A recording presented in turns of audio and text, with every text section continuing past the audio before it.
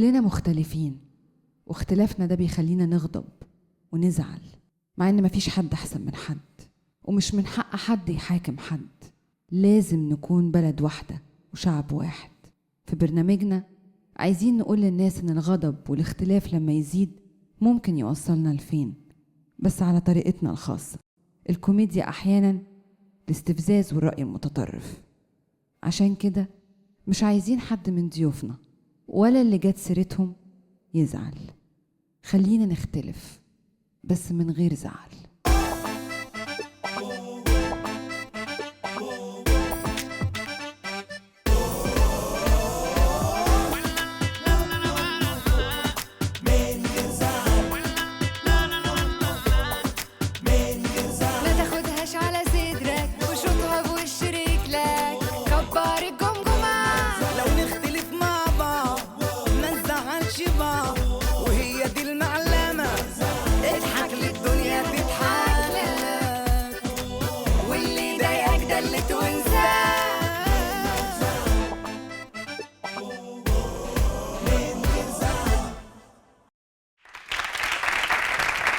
اهلا بيكم وحلقه جديده من بصراحه. الحقيقه النهارده معانا نجمين مختلفين، ولكن بيجمعهم طريق طويل ومزيج من النجاح والفشل. معانا النجم الكبير لاعب الكرة والممثل حديثا، اقول الكابتن كابتن ابراهيم سعيد. معنا فنان وهو أيضا اتجه للتمثيل مؤخرا، هو الفنان الصغير ولكن هو كبير في نجوميته دلوقتي، أثار كثير من الجدل ولكن ناس كتير قوي بتحبه. فنان سعد الصغير.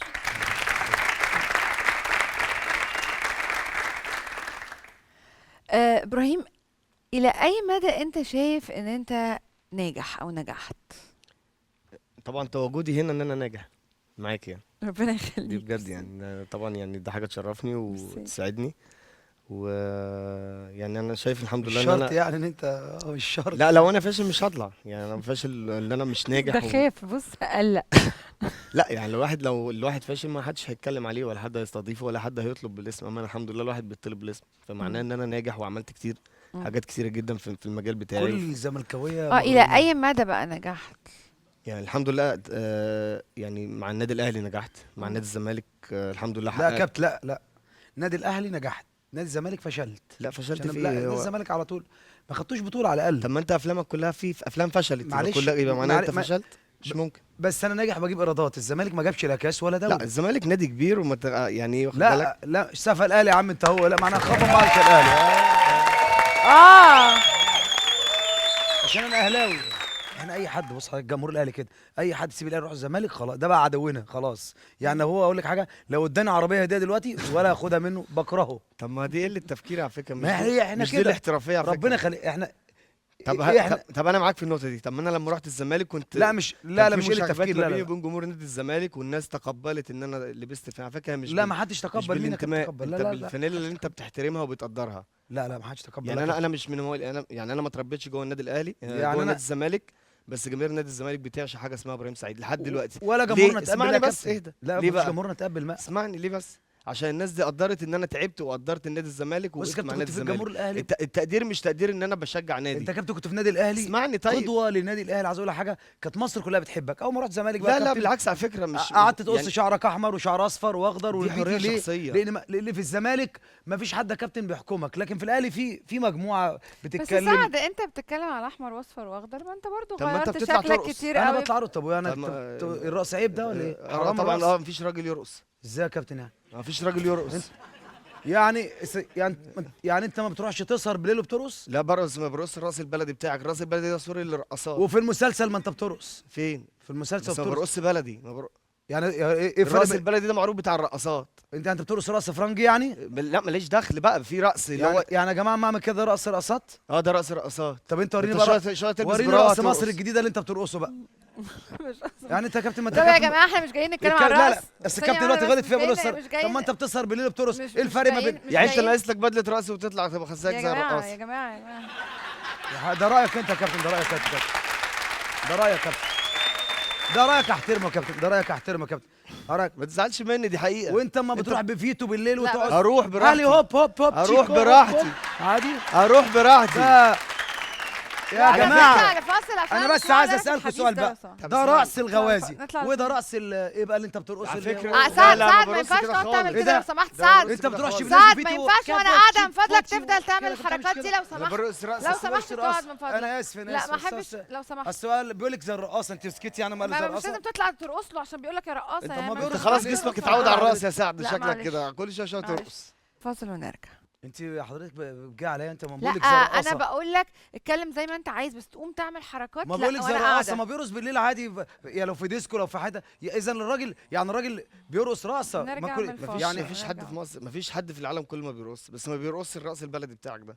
بلدي؟ وبصراحه بيخنقني، يعني بكلمك بصراحه يعني هو اضحك اتكلم عليك. لا انت لا هقول لك طب ما حاجه. تكلم انت حضرتك عارف وقال لك لا هقول لك خلاني حاجه. انا بحب لا بجد انا على بحب فكره لك ناس كتير اغاني جدا بتتخانق بجد. مني. بحب اغاني. انت بس عشان مفيش راجل زملكاوي. يرقص، لا لا لا مالهاش كل دخل. النادي لا اسمعني مالهاش دخل والله براجل. انت بس عشان اسمعني بص اقول لك على زملكاوي حاجه بس يعني. وحقودي ومن هنا انا عمري وكل في حاجه ناس لا كتير- لا لا لا والله عمري العظيم. اسمع بس والله اسمع. انا اكبر ده انت اكبر كنت- اسمع بس ده انت اهدى. كنت بتحقد على الراجل أنا بتاع اوضه اللبس أكبر- يا راجل. بص. الراجل اللي بيشيلك لبس تحقد عليه. انا اكبر من ان انا احقد على حد الحمد لله، لا، لان لا، انا لا، عيني انتوا جايين مليانه. تتخانقوا يا عارف جماعه. ابراهيم واللي سعيد. يحقد ده اديني ناقص. اماره يا كابتن. على فكره مش ده فكره اللي يحقد ناقص على أمال فكره. فكرة انا إيه؟ عمري ما احقد لاني كلمي طيب بيقول لي رقاصه. انا عارف حضرتك مقامي ست كويس. سامعه ولا ثانية حضرتك؟ ثانية واحدة بقى. وعارف نشيلها معايا من يعني المونتاج ولا لو مش قدام الناس. عاجباك. نبقى نشيلها من استغفر المونتاج لو الله مش العظيم. عاجباك. لكن اللي بتكلم فيه انا عمري ما احقد على حد على فكره، لان لا لا اللي يحقد اللي هو الناقص. انا عمري ما احقد، لان انا طول عمري عيني مليانه وهفضل لحد ما اموت لا عيني انت مليانه. اتوترت كده تغلط يا كابتن. ما فيهاش حد يسب واحده بواحد يا كابتن تقول له ما زي انت الرقاصه. الفاصل خليك بتاعك. روحك رياضيه طب ما أنا يعني. روحي ممكن رياضية. تكلمك ما تقوليش انت زي الرقاصه.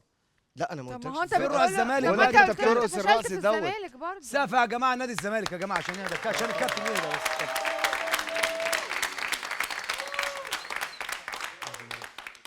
سعد في ناس كتير قوي مش راضيه عن رقصك ده فعلا. دي حاجه تخصني حضرتك. دي طب خلاص يبقى دي انا حريه شخصيه. بس انت قلت ايه؟ بص يا فندم، ترقص فرق- صح؟ في فرق يبقى بين انا الناس اعمل مش شعر، راضية. اعمل تاتو، اعمل اللي انا عايزه ده زي بمزاجي. الرقاصه يعني. انت بقول لي انت اعمل مالكش زي حاجه الرقاصة. عندي يقول لي مثلا تحكمني. الرقاصه مش عاجبني. طب ممكن لو سمحت بس نكمل. انا عندي اسئله وده كانت طب مسابقه وفي- صراحه مش يا- خناقه خالص. يلا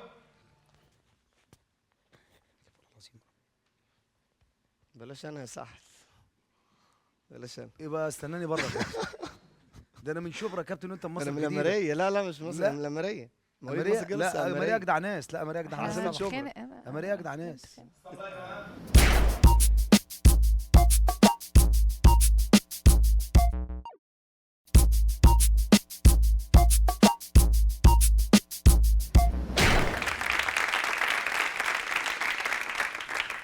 كل نجم حياته شخصيه للاسف. احنا التلاتة كده مش ملكنا. بتبقى ملك للناس دايما وبنبقى عرضة دايما ان الناس تتكلم علينا طول الوقت. طلع عليك اشاعة قوية جدا وان انت كنت بتعرف فنانة وانك اتجوزتها او يعني فنانة راقصة يعني. هل الموضوع ده حقيقي؟ لا طبعا. أنا كل ما أعمل فيلم مع حد يقول لك ده سعد اتجوز قعد كده. لكن انت ما اتجوزتش كذا لا مرة؟ ما اتجوزتش إلا أم محمود بس. أم محمد. ايه؟ نعم. أم محمد دي فين؟ خالتك أم محمد. ايه يا جماعة ده؟ انا هقوم يعني. انا ما بهزرش على والله فكرة. ما هسأل. بهزرش والله العظيم. ما أنت حضرتك لا ما ينفعش. لازم تعملي احترام يا سعد يعني. بقول له أم محمود يقول لي أم محمد. معلش بس انت مش انت قاعد بتسجل. انت مش انت في دي مراتي برنامج. حضرتك. أنت حضرتك انت في إيه حاجة برنامج. حضرتك كمان في دماغك حضرتك. يعني أنت متجوز أم محمد؟ يعني مش عارفني اصلا. ده حاجة تخنق صحيح. لو سمحتوا يا جماعة من فضلكم. أنت طب حد من الانتاج حد من أنت الانتاج واخدة يجي بالك هو قال يكلمني. حضرتك ولا مش واخدة بالك حضرتك؟ نونة دي ولا إيه؟ ممكن نعم. نعم يا حضرتك. ايه أنا الهبل كلمتك. ده؟ انا قايم. اتفضلي حضرتك وانا عشان سعد الصغير. واختاروا ضيوفكم يا جماعة قبل ما تجيبوهم. يا سعد أنت جاي مكشر ليه يا سعد؟ خيفتيني يا اختي. أنت جاي مكشر ليه؟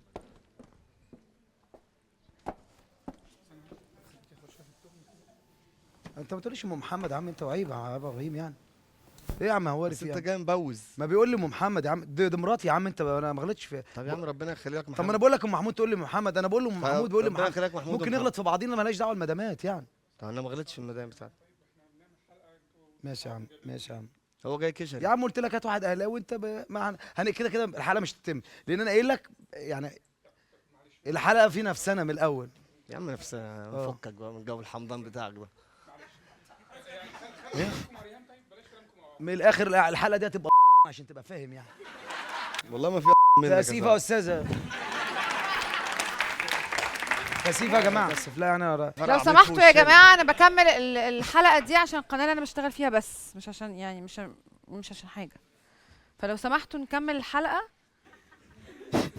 انتوا هما متخاصمين، انتوا جايبينهم اتنين والله اعداء أنا يعني اول مره ولا اشوف سعد كده بصراحه بوزه ده.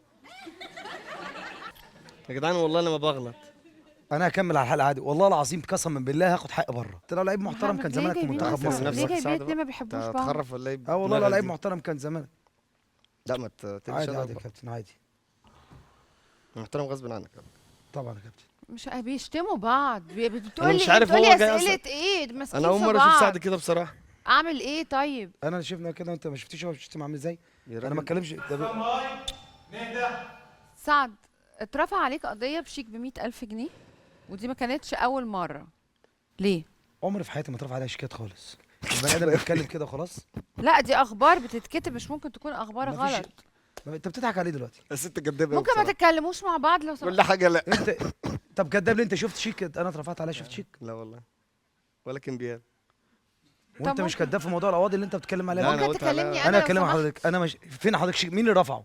ام السيد اللي رفعت عليا يعني؟ مين؟ لا انا ما انت اعرفش قريتي مين اللي خبر؟ رفع عليك، لكن خلاص طالما ما تعرفيش بيجي عليك ما اخبار كل شويه نترفع قضيه لشيك من غير رصيد للفنان لا سعد مش انا صغير. حضرتك، انا ما ينفعش ترفع عليا قضايا خلاص، شيكات خالص. يمكن عليك قسط غسال. انا ربنا كرمني كده، ربنا خليني كده وابويا مبسوط كده، انا معايا فلوس، ما ترفعش عليا شيكات خالص. شيكات دي لا، قضيه خناق، اضرب حد، اعور حد، قواضي كده، لكن كده لا.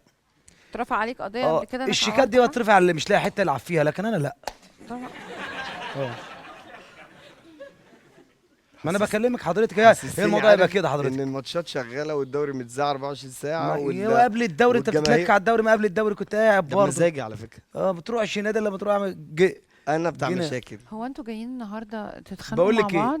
انا راجل بتاع مشاكل. مشاكل. انت انا بعشق طب المشاكل. خلاص يا جماعه يعني انا راجل طلع خلاص. بطل في مسلسل، خلاص طالع يعني. مشاهدين كومبارس، بطل خلاص يا مش تاخد هينفع. 120 جنيه كومبارس في المسلسل. طيب ما هو نعم. يعني البرص. خلاص، ما انا عارفه ان أنا الوقت مش اتاخر، محتاج مش أصلاً هينفع ولا اعمل حلقه مسلسل ولا بدلها، كورة. ومش هينفع نجيب ضيوف دلوقتي، بس ها وكمان انت كل أعمل افلامك إيه؟ محفوظه. ونجيب تطلع محفوظ. ترقص مع دينا ودينا يعني ترقص محفوظ. معاك إزاي وتربي محفوظ تيتي إزاي؟ وروح والسبك يقعد يطلع هما لك بقوا بيعملوا شوربة افيهات يعني مع محفوظ بعض إزاي؟ والجمهور هو ده بيضحك محفوظ ازاي يعني؟ وانا محفوظة قاعده في خلاص. النص. في 5 افلام محفوظين. انتوا هم راضيين يعني عن كده؟ هم 3-4 اغاني طول الفيلم ويضحك ويمشي ويروح، خلص الفيلم. الفيلم عباره عن فرح بلدي ويقلب. اتكلم عن عايزين سكت. الفيلم كله ما يكلفش والله العظيم ولا 100,000 جنيه. انت تعرف تجيب الملايين اللي انا بجيبها؟ ايه؟ تعرف تجيب الملايين اللي انا بجيبها في السيما؟ على فكره مش بالملايين، على فكره. امال بايه؟ لا بالملايين. لا مش بالملايين والله بالملايين. مش بالفلوس. انتوا راضيين لي كده يعني؟ ولا بالبطولات. امال بايه؟ والله طيب؟ ما بالفلوس. حد أمال يرد بإيه؟ عليا. ممكن ما يكونش معايا 100 جنيه في جيبي آه. بس اللي يشوفني يقدرني. وانت ممكن تكون معاك مليون ايش جنيه جاب ولا ده؟ تسوى انت شيء. بتتكلم في موضوع تاني بتهزروا خالص. ولا والله بتتكلموا؟ العظيم. هنفضل قاعدين كده يعني انت كتير ممكن ولا تكون معاك هنعمل مليون ايه؟ جنيه في جيبك انا بس بتكلم ولا تسوى انا شيء. بتكلم على السيما، انت بتتكلم وانا في اللي حاجة معايا تانية 100 جنيه خالص. اسوى شيء. ده الفرق بقى. بقول لك ايه، والنبي عرف الديك اللي انت رافعه في شعرك ده، والحصان اللي على صدرك ده ما تخوفنيش. حلو قوي التهزيق اه اللي جايب انا حصان بقى بتهزقه ده، وامشى كويس وبتاع قوي. وتمشي. انا جيت من وعلم بيتي عشان اسبانيا عامل فيها مصري ازاي مش فاهم انا. لابس قميص وحاطط علم اسبانيا ومصري والحكايه، وتنزل يوم 26 و27. انت نازل يوم 30 ولا مش ان نازل؟ شاء الله ناس. انا قلبي حاسه تنزل ديسكو بالليل، انا قلبي حاسس لا كده. مش هتبقى فاضيه. اه والله. سيبناها لك انت. الوصله دي خلصت. انا عندي فرح من 30 ربنا وانا يبارك لك اه بدماغك انا دي. شايفه ان انتوا مستمتعين بالحوار. هو حلو قوي في التريقه، معروف ان هو بيتريق كويس جدا على البني ادمين. ما تريقش على خلق ربنا. يا عم انا ما كانش بقول لك بدماغك. يلا يا استاذه. انا مش هنغني. طب انت حضرتك يعني ليه بالحلقه اي حاجه كده؟ مش عارف سعد واخد حبوب الشجاعه النهارده. 100 لاعب حديد النهارده. اقول حاجه، تعالى نلعب ضغط انا وانت دلوقتي. لا يا والله عم اقطعك. اضغط انت لوحدك. والله اقطعك دلوقتي. ماليش دعوه بالضغط. اضغط انت. ايه حضرتك بنقول لك ضغط اضغط لحد ما تفرق. ده في يا حبيبي انتوا جايين ليه؟ انتوا جايين تتخانقوا مع بعض؟ احنا يعني بنهرج. مش عاملين احنا اي قيمه زمايل. خالص احنا للاستوديو زمايل والناس انت الكاميرات اللي مزعلك حضرتك واقفه انت. ده انت مش زميلي. خلاص ما انا مش اعرفكش زميلك. بصراحة. خلاص مش زميلك يا عم. اعرفك معرفه اصحاب كده من بعيد لبعيد. ماشي يا عم.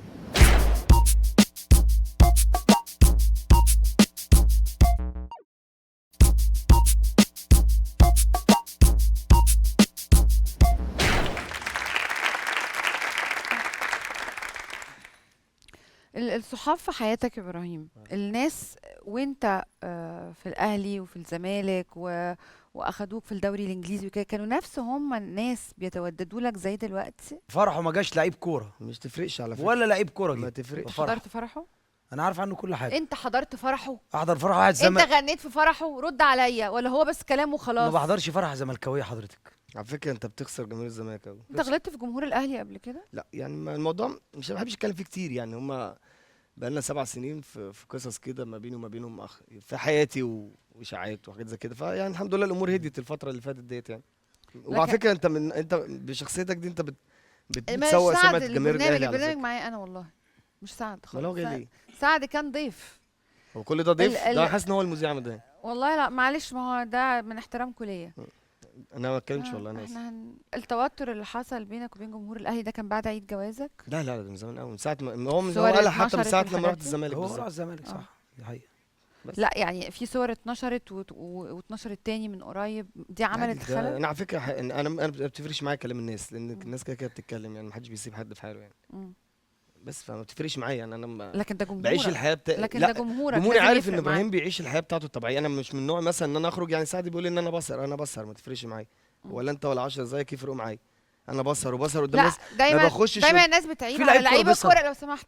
في ايه؟ دايما في لعيبة لعيبه الكورة لما العالم كلها، بيسهر. اعظم لعيبه في العالم يا عم بيسهروا وبيخرجوا العالم احنا في احنا مصر. احنا هنا اللي العقليه وانا ما بتاعتنا. كلمتوش حضرتك، اسفت له بس يقول لعيب 10 وهيقعد يغلط فيه لا وبتاع. انا ما غلطتش لا ما فيك فيش لعيب والله. كوره بيسهر. مين اللي قال لك لا الكلام ده؟ ما فيش لعيب كوره. عشان لا صحته، عشان اللعيب الفتنس بص يا بتاعه. جماعة، المحترم اللي أقول لك على يخلص التمرين بتاعه أعظم ويخرج لعيبة في ولاده العالم بالليل على فكرة. ويروح ينام عشان تمرين الصبح. على فكره لكن روح ديسكو بالليل يعني هتشرب فكرة، يعني اسمعني. هتقابل بيت وبيقول لك اصل انا ما يا عم بحبش الحرام. استنى وانت بتغني بالليل في حتت ما فيهاش بنات وما لا فيهاش- فيه انا مطرب حضرتك، ده انا شغلتي الرقص. ماشي، ايه المشكله؟ لكن انت راجل لعيب. لا لا، سيبنا شغلتك الكلام ده اصحى قديم. الصبح الساعه على 7 فكرة التمرين سبب فشلي، بتاعي. اسمع ما بس، تقوليش بسهر اسمع بالليل بقى يا عم الكلام ده في المانيا اللوكلوك. وانجلترا. انت بتتكلم برضه واحد بيفهم في الكوره ولاعيب لا كوره. لا، انت ما بتفهمش في الكوره لا خالص. على بفهم فكرة. في الكوره. انت في مفيش البلاله. لعيب كوره في مصر بيسهر يا اسمع يا كابتن. سعد بقى. مفيش الا انت بس اللي يا عم بتسهر. سيب ودانك شويه. مفيش حد اسكت. بيتكلم بنات يا سعد الا اهدى انت بس شوية. يا كابتن. ايه ده شويه يا سعد بس لك كابتن ابو تريكه، احمد حسن، الناس دي لعيبه ده محترمه، ده ظهر عصر بتسجلوا مغرب ولا يروحوا يناموا. وقفتوا التسجيل لكن انت يا كابتن ولا ما بتعملش الكلام ده بتعملوا خالص. ايه؟ لما تلعب في المانيا على عيننا وراسنا بقى. ايه ده؟ نهدي ايه وانا عارفه هدي حاجه؟ عارف انت عامل أنا زي عارفة عصام أسأل الحضري. سؤال على انت عامل زي بعضه. عصام الحضري بالظبط. انت طول تبقى الحضري. ده شرف ليا طبعا. ده بس الحضري يمشي كده، الحضري يمشي كده 1000 تصوروا معاه، انت تمشي كده ما حدش يصور معاك. حضري كابتن مصر. روح يا عم اقعد في بيتكم. انا مش هتكلم حضرتك، مش هتكلم. خرصيت؟ سعد، لا تخرص. نعم فندم. تنصح الكابتن ابراهيم سعيد بايه؟ قاعد في عزا سعد. مش هتقبل منك. لا مش هتقبل منك. مش هتكمل يعني الحلقه؟ ربنا يهديك يا بس. ربنا ربنا- يهديك بتقوله؟ ربنا يهديه بس مش اكتر بس. ربنا ياخدك. اهو اتفضل يا حضرتك. انا بقول له ربنا يهديك يا رب، ربنا يهدينا. طيب. هو بصراحه لا يطاق.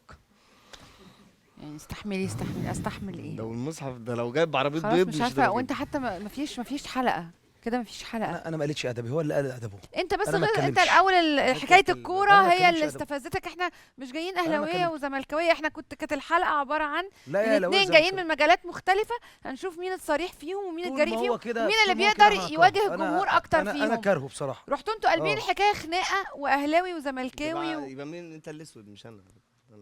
انا بكرهش ده على فكره ما البلد كلها اتقسمت. بس حضرتك يعني انتوا عملتوا دلوقتي بالظبط اللي الناس بتعمله في بص حضرتك، الشارع. انت حضرتك انا طيبه اهلاوي يا وانت فندم. زملكاوي، انا فاشل انت بترقص، لا انت يا بتاع فندم. ستات، لا انت بتاع مش عارفه ايه. انت حضرتك احنا بقينا كده في المجتمع. حضرتك طيبه. انا بقول لحضرتك اسمعني بس، حضرتك طيبه بتاعت برنامج ربنا رب يكرمك، بتعملي خير للناس، ما تعرفيش حاجه عن المجتمع بتاعنا. مين اللي قالك كده؟ انا بقول لك كده حضرتك، انت ما تعرفيش مجتمع لعيبه الكوره دول، عشان انا بروح درجه ثالثه وعارف. ابراهيم سعيد معروف بيقل ادب على الجمهور والحكام ويعاكس البنات، كل حاجه تلاقيها في ابراهيم سعيد. ده ايه ده سعد؟ انت مالك؟ عمري ما شفت في حياتي راجل بيحط تاتو، التاتو ده بتاع البنات. لا لا لا. ايه اللي لا لا؟ انتوا خايفين يعني عشان هتدفعوا فلوس قول ولا لي ايه؟ مين ما أنا مش راجل في فاهمة مصر طيب. هنا حاطط تاتو؟ انا ماليش دعوه. انا مش لا دعوة. ما انا ما مش تحط فاهمه، لي- انتوا يعني انتوا زعلانين، انتوا قاعدين ساكتين كده عشان تدفعوا فلوس غصب عنكم يعني؟ ولا ايه بتعملوا ايه؟ ما انا مش فاهمه. سكتنا بقى، جيت عند الجرح ما- وسكت. عشان خلاص احتراما مفيش لمدام- حلقه، ما فيش مدام- فلوس وخلاص. مدام ريهام بتتكلم. ماشي. اه انا عايز اسالك سؤال.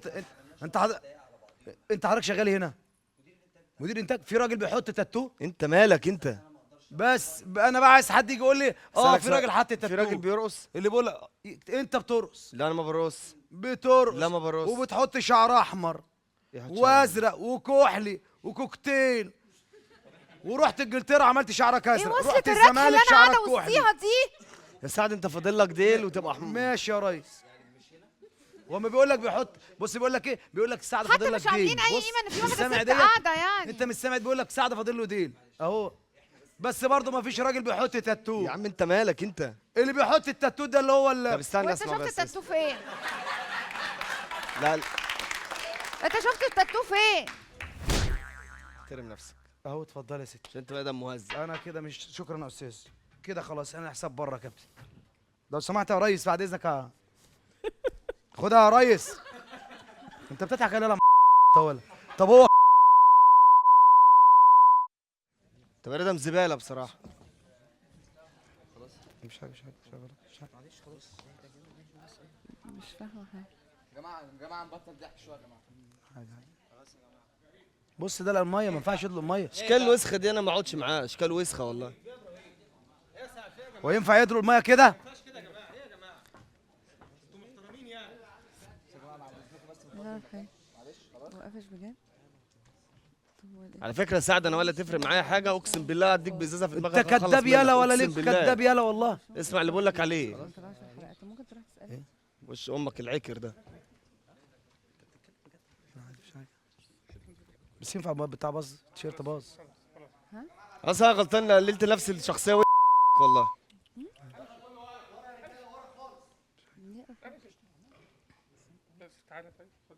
لا ما هو ثانية. لا لا مش هقعد مع الاشكال الوسخه دي. انا مش هنكمل الاشكال الوسخه دي اصلا ده اخرتها كان يقعد بره يستنى بس يتفرج عليا بس. على اخر الزمن واحد رقاصه يجي يتكلم عليا انا. ده انا صاحبي وكل حاجه فوق دماغي، انا ما اتكلمش في حاجه. هو صاحبي وكل حاجه فوق دماغي. لا هو مش صاحبي على فكره، وانا كنت بقدره وبحترمه، بس هو بعد اللي عمله ده بني ادم ما يحترمش اصلا. انا اقول لك بس كلمه واحده بس. لا والله بجد بني ادم لا يحترم طب والله. عشان عايزك بس تعالى. احنا بنعمل مقلب فيك. لا والله. لا والله. لا والله. تهزر يا سعد والله كرهتني فيك. ابوس والله كرهتني فيك. والله كرهتني فيك. احسن باك في مصر. احسن باك في مصر. خلي بالك بص خلي بالك. احلى حلقه. بقول لك ايه؟ بقول لك ايه؟ ده يا سلام. ما انا عارفه ده انا في الفاظ ثانيه مش عايز اطلعها. خلاص خلاص يا الفيوم. يعني والله شوشك اه بس احلى باك في مصر. اللي هعمله فيك سعد ده يعني هعمل فيك بجد كمان. والله. بس يا اخي والله زعلتني والله. عارف والله اقول لك على حاجه من الشخصيات اللي انا بحبها بجد جدا حبيبي. والله. دلوقتي بتحبها. مظلوم والله. ده كان اضربني فانا ما تحبنيش كان موتني. لا دلوقتي بتحبوا بعض. اه خلي بالك كل ده عايزين ده نتجوز. رقاص وده احمر وده اصفر. او انت ما فيش الكلام ده. اقعدوا. ده ما بيسهرش. ده لو سهر مراته تموته. لا ده انا ما بيسهرش. بسهر عادي هو- والله لا. مفيش حاجه ما حدش هو ده بالظبط اللي بيحصل. ناس تبقى قريبة جدا من بعض وممكن يبقوا صحاب وممكن يبقوا يعرفوا بعض كويس، ولمجرد ان كلمة تنرفز واحد او كلمة تستفز واحد ممكن يقلبوا اعداء في لحظة وتوصل انهم يضربوا بعض. انا كان نفسي اتفرج عليكم وانتوا بتتضربوا لا بصراحة. بس انا يعني بعدت كان عنه. نفسي خلي تطول بالك ده ايه؟ شوية. ده متنرفز اصل انا عارفه ده. ده لو كنا بس نسمع بعض، عايز اقول لك حاجه انا كنت هرميك بالكوبايه. لا، لا، كويس. لو ما كنتش كنا هقعد. بس نسمع بعض، ولو كنا كويس. حتى لو بنختلف ما يبقاش بينا خلاف وما نمدش ايدينا على بعض وما نعملش وما نسويش، اكيد ما كناش هنوصل اللي وصلنا له. انا بشكركم جدا أنا آسف. على الخناقه اللي مدام قعدت فيها، مدام واشوفكم رهام. بكره وتصبحوا على خير.